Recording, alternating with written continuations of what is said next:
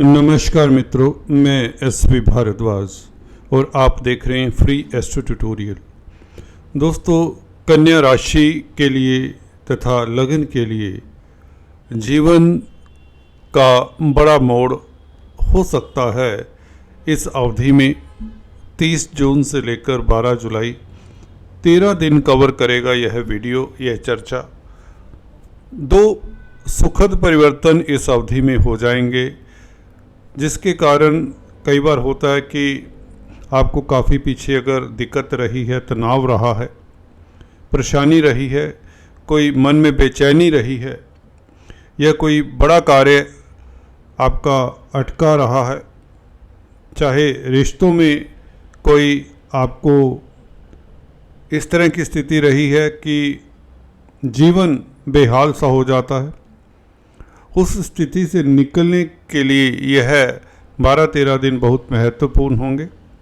क्योंकि यहाँ पर प्लैनेटरी जो एनर्जी है काफ़ी स्कैटर्ड सी हो जाती है आपके चार्ट में अगर देखें, और ख़ासकर इस अवधि में इन 13 दिनों में सूर्य का केंद्र में अकेले रहना ये उत्तम स्थिति बन जाएगी। सूर्य का देखिए बहुत बड़ा रोल होता है हमारी ज़िंदगी में। हालांकि ये व्यय भाव के मालिक हैं। अगर कन्या लगन राशि आपकी, तो निवेश के लिए स्थितियां उत्तम रहेंगी, परंतु आत्मबल देता है ये आपको लीडरशिप क्वालिटीज़ देगा। अकेला होने के कारण आपके लिए एक ठोस स्थिति बनाएगा। कार्य क्षेत्र के ऊपर एक रुतबा बनेगा, एक पहचान बनेगी। निवेश अगर आप विदेश में करें तो बेहतर होगा। अपने कंट्री में निवेश के लिए स्थितियां भी उत्तम हैं। वह सूर्य के कारण नहीं है, वह मंगल, शनि, बुध, शुक्र के कारण है, गुरु के कारण है, इवन राहु और केतु के कारण है। इनके नक्षत्रों की बात हमने पीछे की। राहु का नक्षत्र परिवर्तन होने जा रहा है। 8 जुलाई से राहु नक्षत्र परिवर्तन करेंगे, उत्तरा भद्रापद नक्षत्र में आएंगे। तो राहु की स्थिति, शनि की स्थिति, मंगल और गुरु की स्थिति, सूर्य केंद्र में हो, बुध शुक्र का परिवर्तन इन 13 दिनों में होगा। बल्कि शुरुआत में ही 29 जून को बुध दोपहर 12:30 29 जून दोपहर 12:30 को बुध कर्क राशि में, जो कि लाभ स्थान में प्रवेश कर जाएगा। शुक्र का साथ भी मिल जाएगा। 7 जुलाई को शुक्र 7 जुलाई को कर्क राशि में प्रवेश करेंगे। तो ये बहुत बेहतर स्थिति हो जाती है। देखिए, धर्म कर्माधिपति राजयोग सूर्य के बिना, या यूँ कहें सूर्य धर्म कर्माधिपति राजयोग में एक अड़चन थी, क्योंकि 12वें भाव का मालिक जहाँ भी बैठेगा कुछ ना कुछ तो हरकत करेगा। सूर्य निवेश के लिए अच्छे हैं, जैसा कि बताया, खर्चों के लिए अच्छे हैं, परंतु बुध शुक्र के साथ होने से कहीं ना कहीं शुक्र को प्रभावित करते हैं। या यूँ कहें, अगर आप वैवाहिक जीवन की बात करें, अगर आप पुरुष जातक है तो आपकी पत्नी को प्रभावित करते हैं। सूर्य शुक्र मित्र नहीं है, तो इसलिए शुक्र का आगे निकल जाना, बुध का आगे निकल जाना बहुत बेहतर रहेगा। ये ब्रैकेट खासकर बुध का आगे निकलते ही 11वें भाव में लग्नेश का, तो व्यापार के मालिक हैं, और 25 तारीख के पश्चात ये उदय भी हो रहे हैं। सबसे बड़ी बात ये है कि बुध का उदय होना और भी ज़्यादा इम्पोर्टेंस रखता है। बुध कमज़ोर हों, बुध अस्त हों, कहीं ना कहीं प्रभाव तो पड़ता है उन लोगों के ऊपर जिनकी बुध की महादशा चल रही होती है या अंतर्दशा चल रही होती है, या बुध जिस भी कुंडली में जिन ग्रहों के साथ होते हैं उन ग्रहों को भी प्रभावित करते हैं। तो यहाँ पर बुध का आगे चले जाना, उदय होना, 29 जून से कर्क राशि में जाना, कैसा आपको फल मिल सकता है, जल्दी से 2 मिनटों में हम ये चर्चा को समाप्त करेंगे। दोस्तों, बुध कर्म भाव का मालिक है और लगन का भी मालिक है। 11वें भाव में होगा तो आपके कैरियर में एक पॉजिटिव उछाल आएगा, एक पॉजिटिव तरक्की के योग बनेंगे। शुक्र का साथ जैसे ही मिलेगा 7 जुलाई से, 7 जुलाई को शुक्र भी कर्क राशि में आएंगे तो भाग्य का एक एक्स्ट्रा एज मिल जाएगा। किस्मत के कारण भी आपके काम जल्दी से सुचारू रूप से चलने लग जाएंगे। हालांकि शुक्र दशम भाव में बुरा नहीं है। 9th Lord in 10th house is always good, हमेशा अच्छा होता है शुक्र। जब तक मिथुन राशि में मित्र के घर में है तो शुक्र ज़्यादा स्ट्रोंग है 10th हाउस में।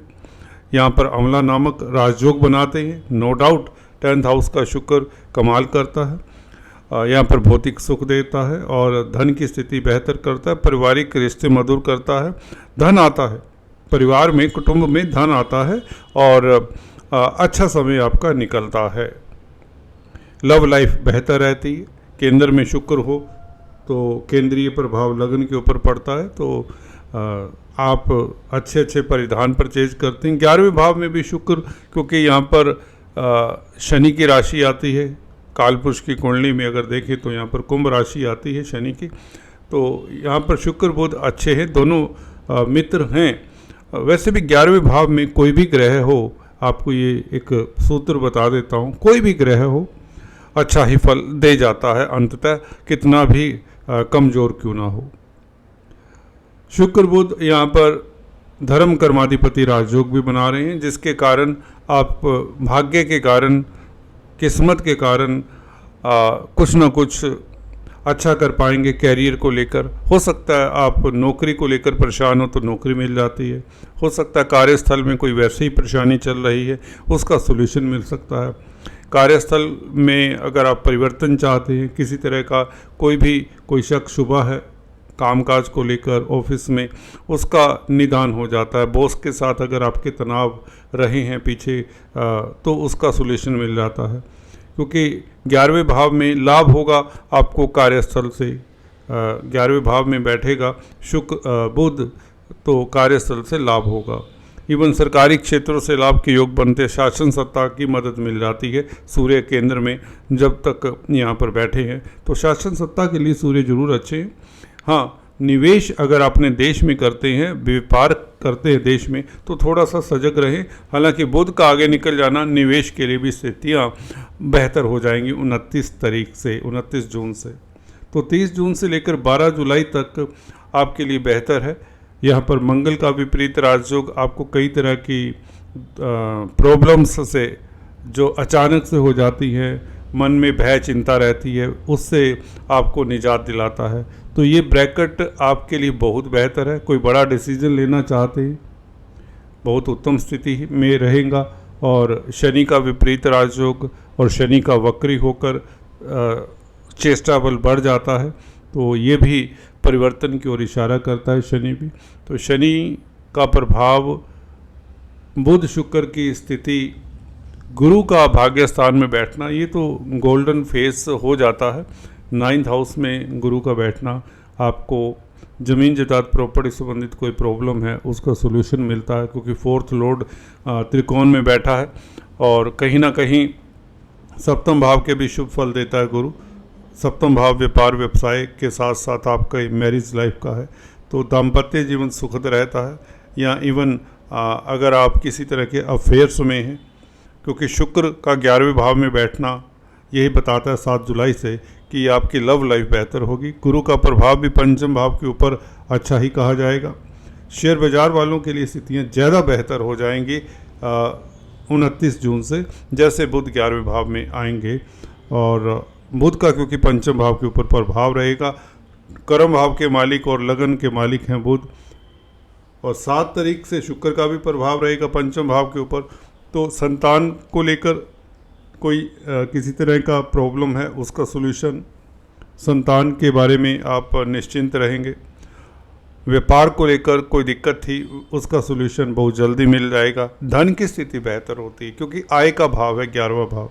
यहाँ पर लग्नेश का बैठ जाना ही एक लक्ष्मी योग होता है, क्योंकि आप इनकम करने वाले होते हैं। आप भाग्य के कारण भी 7 जुलाई से आपकी इनकम के साधन बढ़ेंगे स्वतः ही, हल्के से एफर्ट से, बल्कि घर बैठे बैठाए एफर्ट की भी ज़रूरत नहीं होती जब भाग्य प्रबल होता। काम करने की भी इतनी ज़रूरत नहीं होती। मैंने देखा घर में बैठे ही लोग लाखों करोड़ों कमाते रहते हैं, और कुछ लोग सारी ज़िंदगी भाग दौड़ करते रहते हैं क्योंकि भाग्य साथ नहीं देता। जिनका किस्मत का मालिक खराब हो, कमज़ोर हो, उन्हें यतन प्रयत्न बहुत करने पड़ते हैं। यहाँ पर भाग्यस्थान का मालिक शुक्र 11वें भाव में होगा तो भाग्य साथ देता रहेगा। तो कुल मिलाकर अगर कॉस्मेटिक्स, रेडीमेड गारमेंट्स, ज्वेलरी या glamour, acting, modelling, music, choreography, film line में, एक्टिंग लाइन में, पेंटिंग लाइन में, हैंडीक्राफ्ट्स के बिजनेस में है तो आपके लिए शुक्र लाभकारी रहेगा, भाग्य साथ देगा, धन आएगा और कहीं ना कहीं आपका कॉन्टैक्ट सर्कल भी काम आता है क्योंकि बुध साथ में है तो यहाँ पर मित्रों की मदद मिलेगी। आप काफ़ी इस अवधि में फेमस रहेंगे या यूँ कहें आप की इमेज, आपकी पर्सनैलिटी में एक इम्प्रूवमेंट देखा जाता है क्योंकि शुक्र का साथ बुध को मिले तो ये लक्ष्मी नारायण राजयोग भी कहते हैं। हालांकि कितने सारे राजयोग हैं इस कुंडली में आप सोच नहीं सकते। देखिए शनि का राजयोग, शनि 2 तरह के राजयोग बनाते हैं, छठे भाव में होने से वैसे राजयोग कारक होते हैं, विपरीत राजयोग बनाते हैं, मंगल विपरीत राजयोग बना रहे हैं, राहु राजयोग कारक हो जाएंगे 8 जुलाई से, जो आपके लिए एक बहुत सुखद पहलू, सबसे सुखद पहलू तो मुझे लगता है राहु का है क्योंकि लंबी अवधि तक राहु ने यहाँ पर रहना शनि के नक्षत्र में, उत्तरा भद्रापद नक्षत्र में, ये शनि का फल देंगे। कुछ कमेंट ऐसे आए हैं कि शनि राहु का ये मेल हो जाएगा।